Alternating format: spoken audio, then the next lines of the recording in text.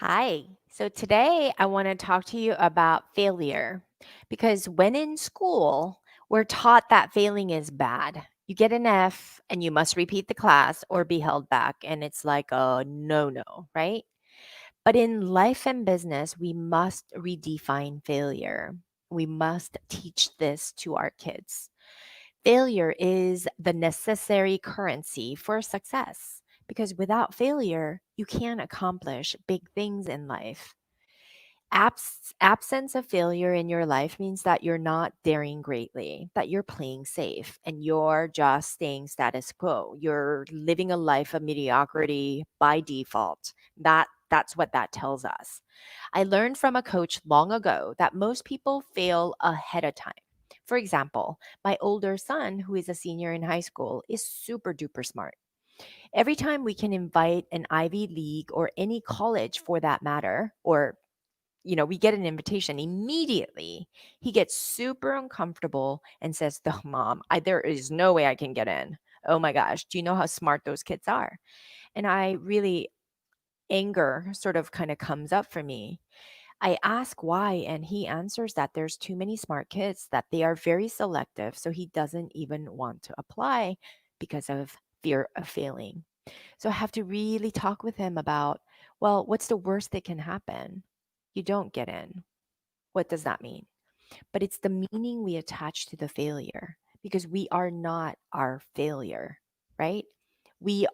Failure is just growth, right? It's a currency for growth. It allows us to learn. It's just the learning grounds for us to learn the next step, right? If you look at any successful, even Einstein, he failed multiple times until he finally got the light bulb, right? So there was so many things, and failure needs to be redefined in this way. Failure is just learning that needs to be made so that you can succeed. It's when you fail and you give up. That's what most of us do. But this is absolutely something that we want to redefine in this program. And when my son says things like that, it makes me super sad because I lived a part of my life this way when I was young too. And so I hate that he's repeating what I was doing. I really stuck on and I got attached to my failures. And I made it mean that I was a failure, which it wasn't. But this is why I do so much of the work in the mindset. It's whatever you adopt to, it's whatever you believe. You don't question. And it wasn't until latter part of my life that began to question everything, all my belief systems. And then I even started to question all the bureaucratic system. And I began to be inquisitive and really started to figure out, and this is what led me to this yoga teacher training too, right?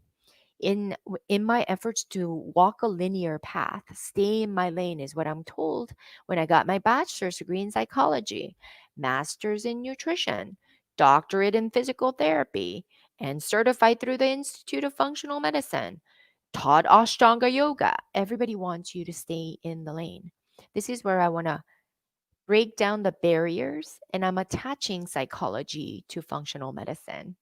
Yoga is up at the top to define how we eat, move, and think to create optimal lifestyle that really helps many people heal emotionally, physically, mentally, and spiritually.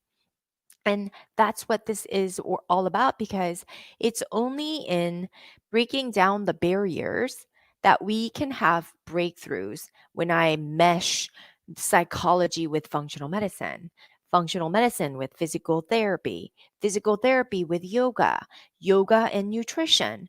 Then we have this amazing functional yoga medicine where we don't have to walk in our lanes but learn all facets of our lives as well as our instrument, mind body connectivity that affects all systems. So, looking at the whole body, whole life, on the whole, taking a big picture view, but understanding sometimes you're going to need to go dive deep into the details. It's the yin to the yang. This is what this is.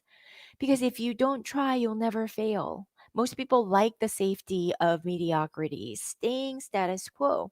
Even my dad used to tell me, Connie, you're too ambitious. That's why you get disappointed. I don't know why you drive yourself so much. Because I had lupus and he wanted me to scale back and just be normal. What is normal? Normal is being mediocre and being the status quo, not questioning, staying in your lane. So you're kind of shielded from all the outliers, right? The finger pointing judgments, because I'm inviting all that by showing up for you in this way. You saw how you got into my group, and many people are coming in this way, but I have to make a stance. I have to really stand in my conviction for this reason. Because most people live normal lives by graduating from high school. You go to college, you have to get a job, get married, have kids, and voila. They become middle aged and think to themselves, what have I done? And they get stuck there, set in their ways. That's a lifetime. But I want you to think differently, achieve greater things, because I don't want you to live by default. I want you to live on purpose, uncovering your greatest gift.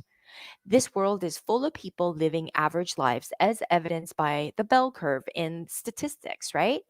But I want to encourage you to redefine failure and understand that without failure, there can be no success. Failure does not define you. Don't let fear of failure trap you into mediocrity, because that's not who you are. Every day, fail forward and understand that you're achieving greater goals, that failure is information, it's a learning process. Failure is really learning, that you're getting closer to greatness that you are called to be. Be in the arena, you guys, of life. Sweat it out, marred by dust.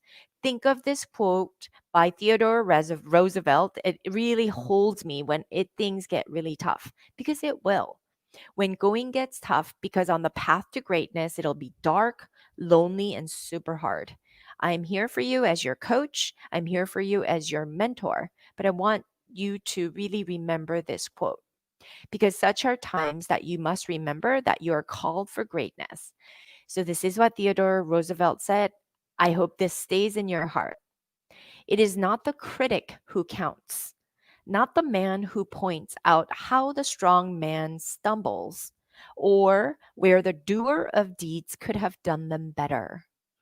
The credit belongs to the man who is actually in the arena, whose face is marred by dust and sweat and blood, who strives valiantly, who errs, who comes short again and again, because there is no effort without error and shortcoming, but who does actually strive to do the deeds, who knows great enthusiasms, the great devotions, who spends himself in a worthy cause, who at the best knows in the end the triumph of high achievement, and who at the worst, if he fails, at least he fails while daring greatly, so that his place shall never be with those cold and timid souls who neither know victory nor defeat. Stay in the arena, you guys, and stay in the path, my dear friends. And with that, I'll see you guys all soon.